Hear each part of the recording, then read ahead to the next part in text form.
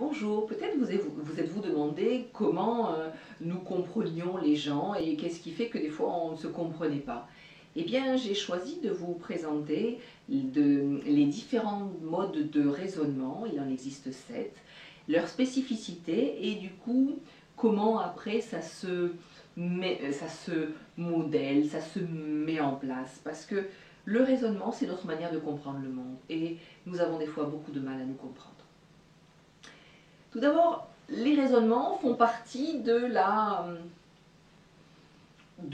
pédagogie, de la prise de parole, de l'échange que nous pouvons avoir avec des individus. C'est rare qu'on se parle à soi-même, en tout cas quand on se parle à soi-même, ce n'est pas forcément pour se comprendre, mais pour répéter des fois des choses.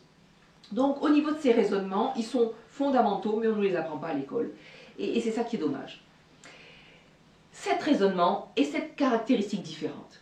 Et c'est pas classé par ordre, c'est classé par habitude. C'est-à-dire que suivant les pays, nous avons des raisonnements dominants et je vais vous parler de ceux en France. C'est ceux que je connais les mieux.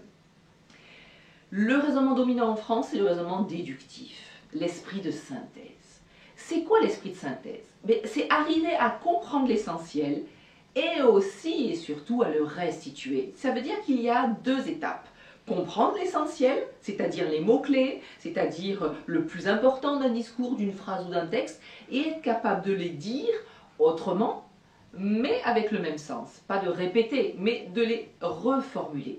Cet esprit-là, nous le demandons pour les résumés, pour les notes de synthèse, mais aussi dans la pratique quotidienne, dans nos métiers différents. Comprendre et restituer, c'est fondamental, pour permettre à l'autre d'identifier qu'on l'a compris, ou tout au moins qu'on a compris un sujet.